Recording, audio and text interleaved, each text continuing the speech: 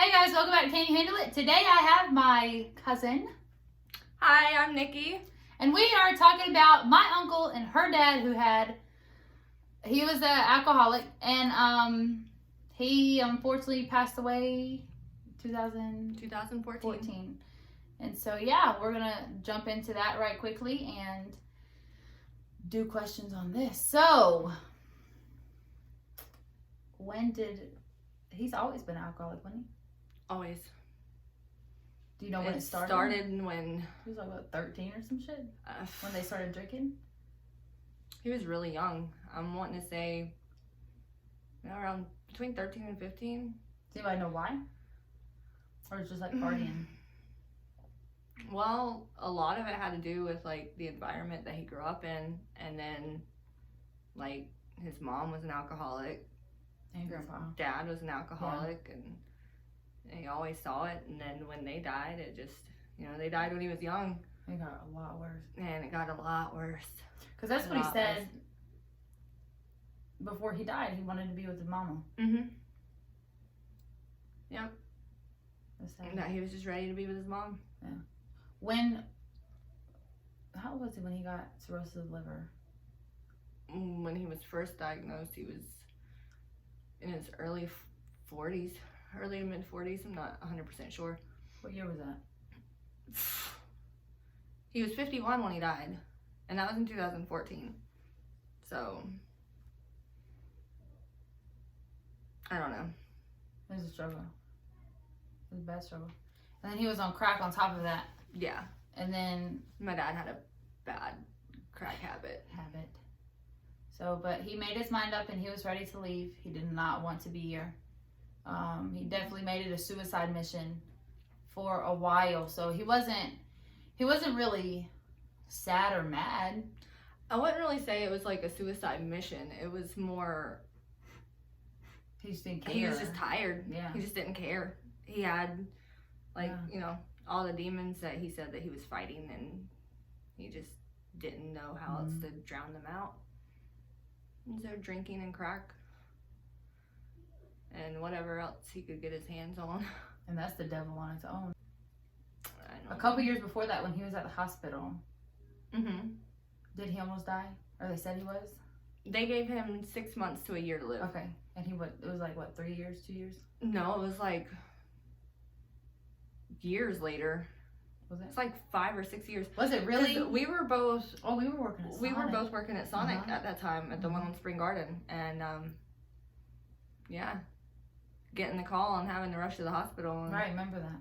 And he was already all jaundiced, and they said that he had 6 months to a year to live. But he kept on going. Like, he went to rehab probably 3 times, something like that. Just couldn't get it. And did he want to go to rehab, or was it like court ordered? No, it wasn't court ordered. He wanted to go. Oh, did he? Yeah, he wanted to go. But then once he got there, it was like, oh no. Yeah. The shakes were horrible, and he said that they just kept him on so many drugs that he couldn't even stand. And I remember I was at work one day, and he called me, and he was like, if you don't come get me, I'm signing myself out, and I'm walking.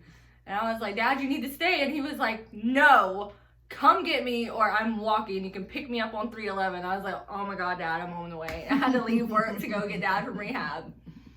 He was a trip. But he was, I don't know, like most alcoholics and everything that you see like that, like they really do have good hearts. You know what I'm saying? Like, he had the best heart. Man, of any remember that time we were at work and he pulled his look, y'all. It was like 5 o'clock traffic in downtown Greensboro, okay, right at UNCG.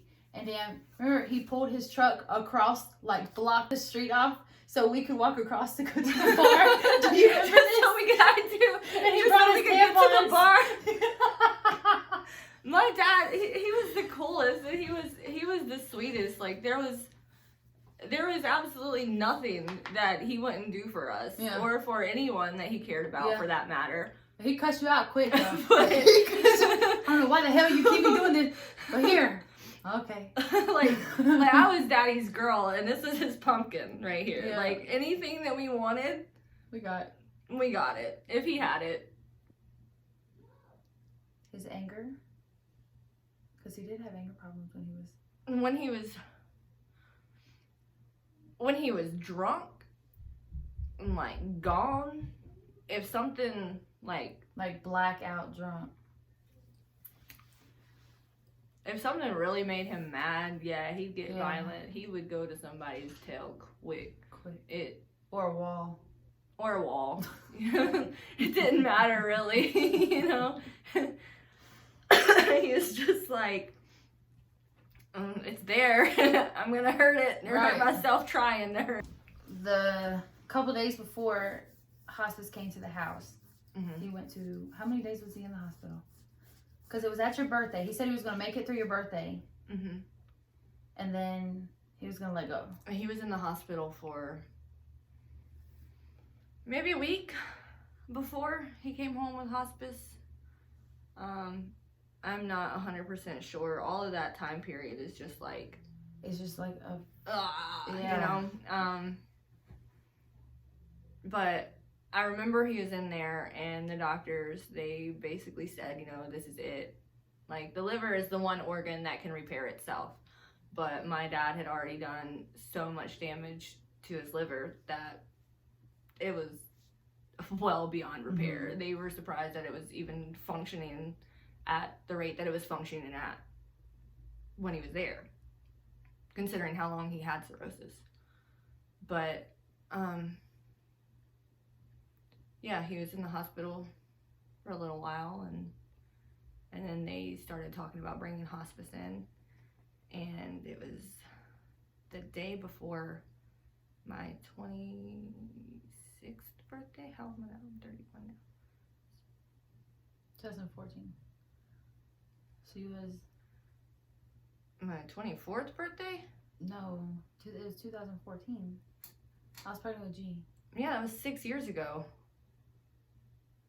So my 25th or 26th? No, because it'd be 6 years this year, so it was my 26th birthday. Yeah, you're turning 26. It was the day before my 26th birthday, and rough day. He decided he wanted to come home with hospice because he said he was gonna make it home for my birthday.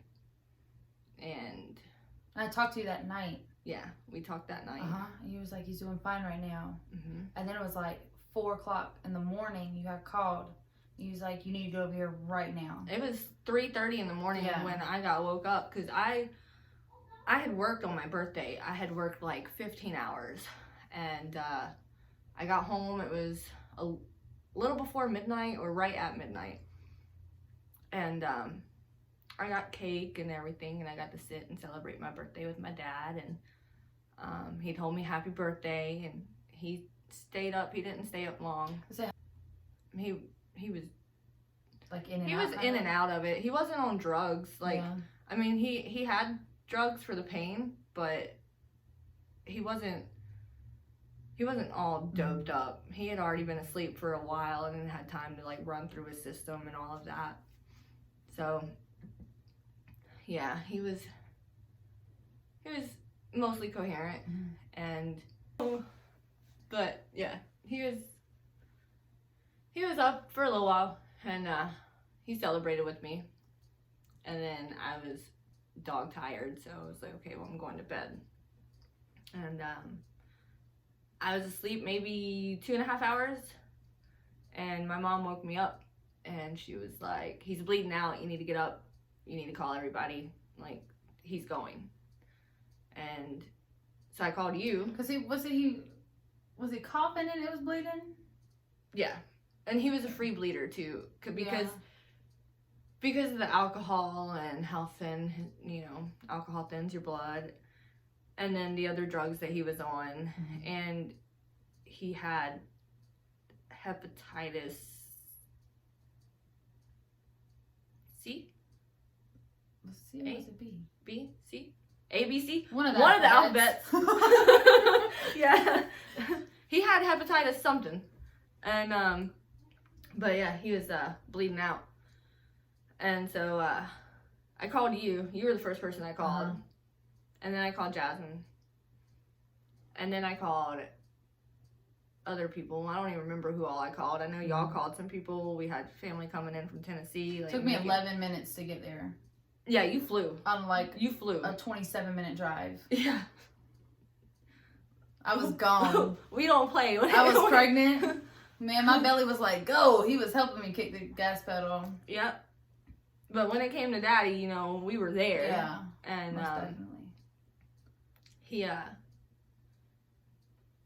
we had everybody at the house. And people was like camped outside. Yeah, people were camped outside. Yeah. And we won't even get into some of the people that were there. Right. That had no reason to be there. But, yeah, they, Aunt Mary came. Mm-hmm. And it was like he was waiting for her. Yeah, it was like he was waiting for her. Mm-hmm. And she was the one that had basically saved his life when he was little. If she wouldn't have gotten him out of the situation, he damn near, he would have died. He damn near tried to like crawl on top of her almost. Yeah, he like tried to get in her lap. And y'all, there was no response for, what time did he die? 5:23? Yeah. There was no response at all from the time I got there. Well, he squeezed my hand a couple times. And he mumbled out, "I love you." Mm-hmm. I was about to say that. Yeah. He did. And then, yeah, until she got there. I mean, it was like when he heard her voice, he literally tried to crawl in her lap. All she did was hold his hand and talk about how pretty his eyes were. Yeah. And he tried to crawl in her lap. And he was so yellow. And the jaundice. God, he was so yellow. And he, it was like, he had stopped bleeding. But it was like I remember as soon as she held his hand and she looked at him and she said, "It's okay, baby, you can go." Mm-hmm. As soon as she sat down, I felt his heartbeat like slowing down. Like, I was like, oh my God, he's about to go. You had hold of his wrist and I had hold of I was touching him. I don't know if I was touching his stomach, if I was touching his chest, like what. I don't remember what. You were on top of him, damn near. And I remember Mom screaming that he was bleeding out again. And because of his hepatitis, we had to get Aunt Mary away from him because she's old. And we couldn't risk anything happening to her with getting his blood on her.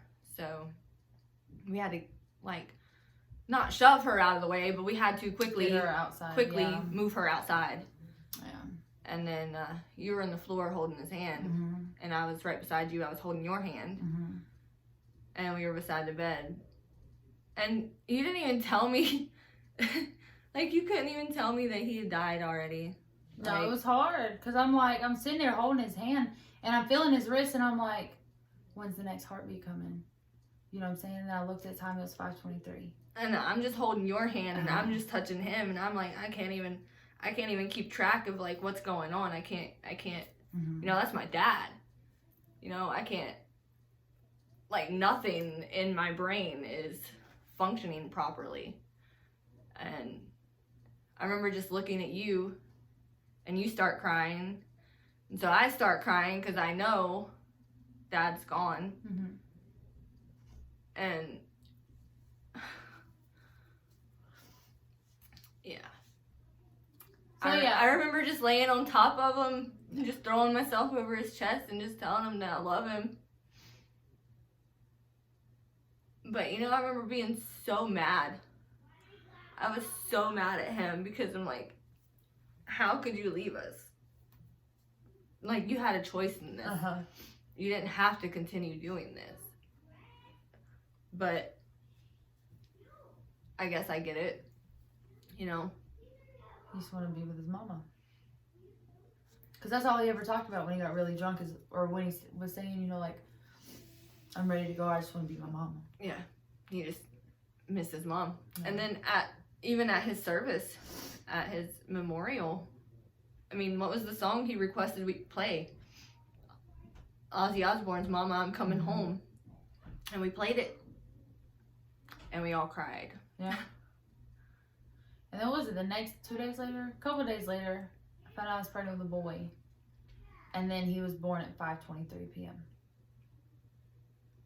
That's crazy. Mm-hmm. That's weird. And they're both hard-headed as hell. And then 5 months after my dad died, I found out I was pregnant. Mm-hmm. And she was due on his birthday. Mm-hmm. And it's crazy because he made it through my birthday. He passed away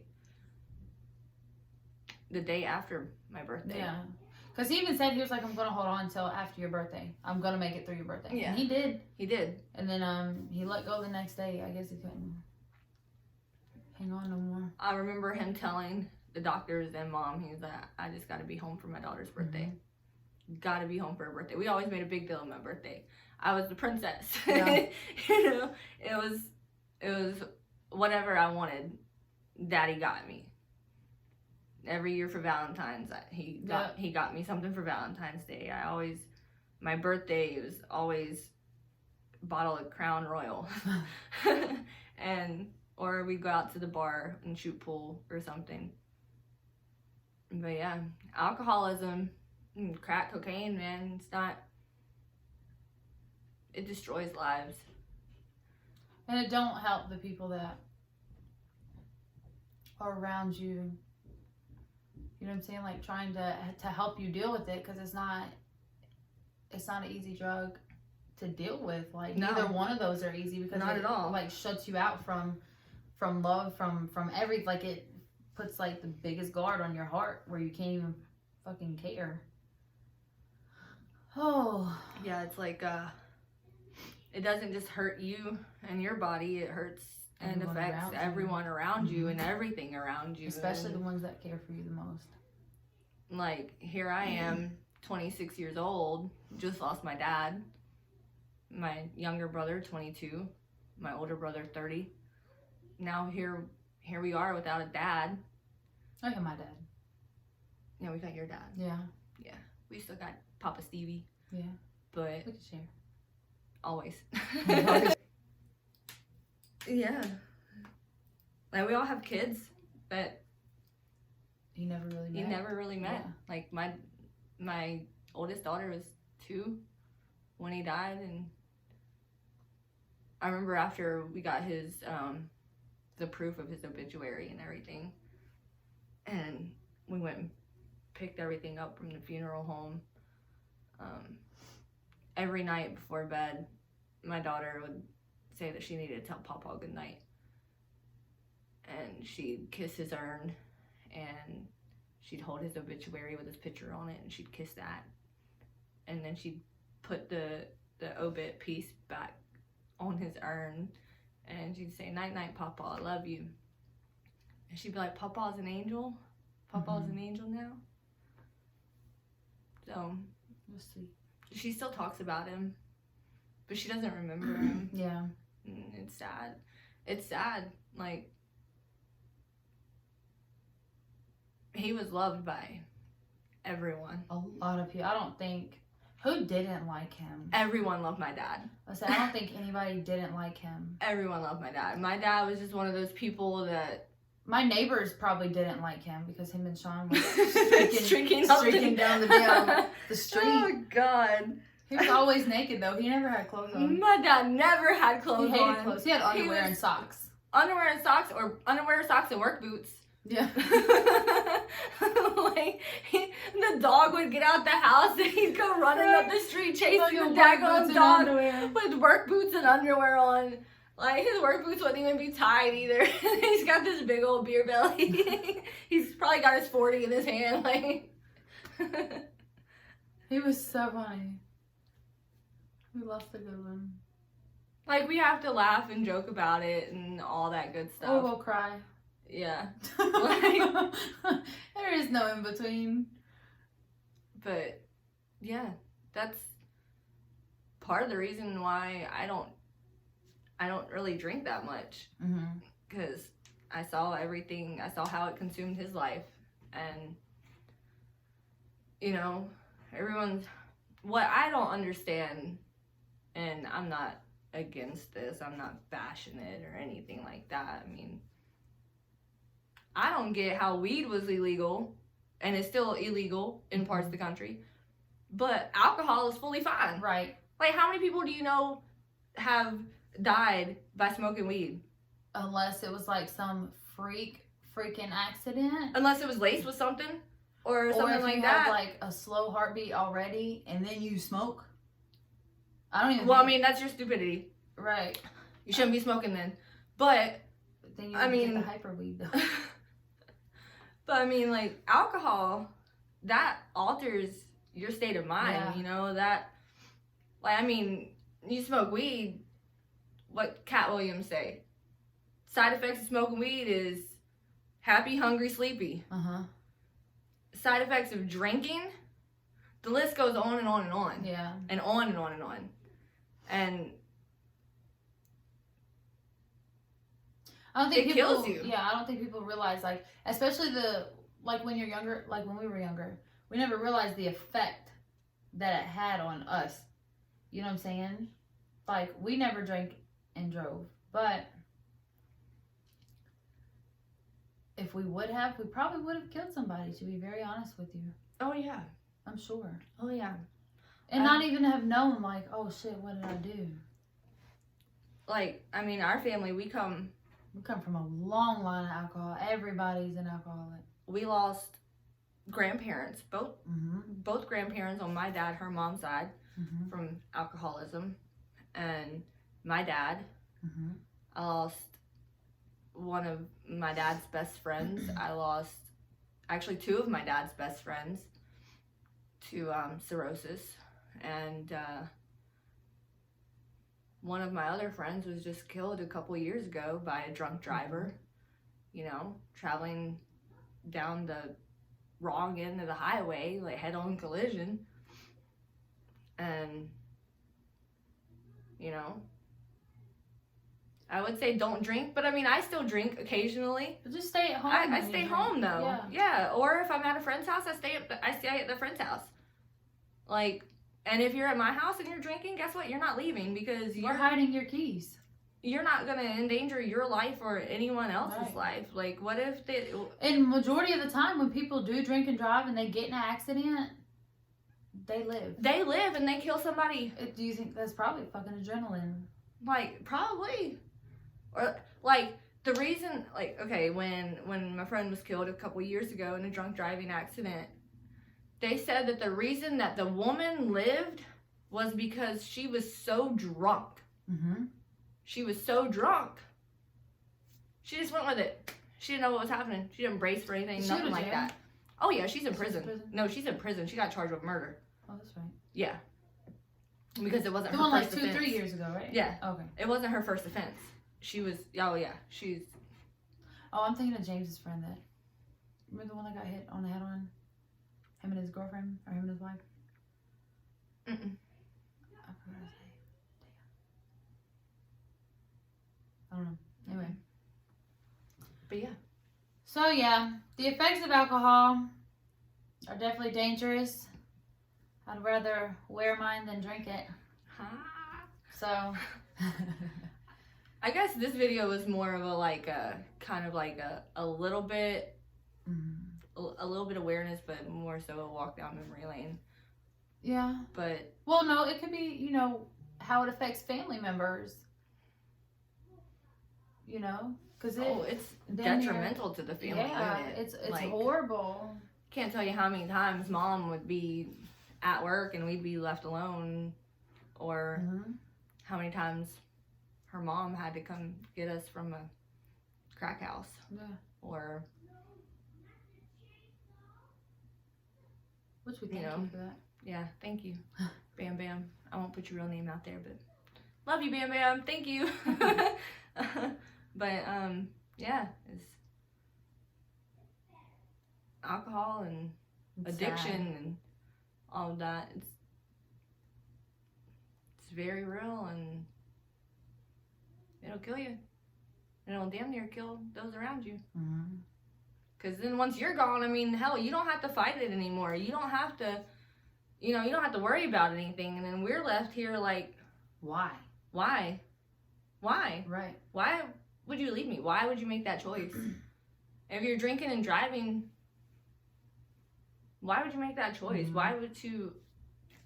I mean, be smart about it if you're gonna drink.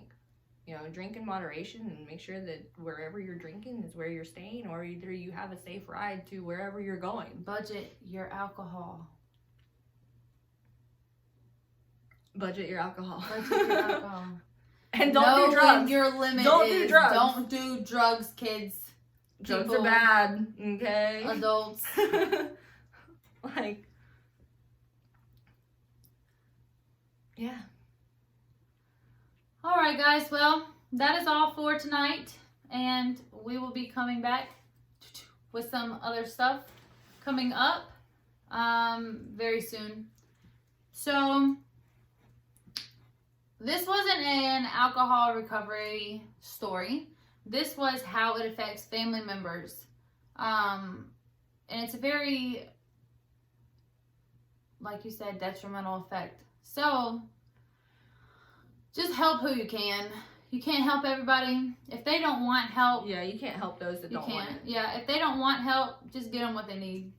Honestly. Or don't. Like, but yeah. Because you can't help people to do better and then it turn around and then you be disappointed because you tried and then it didn't work. Like, we went through that firsthand for a long time.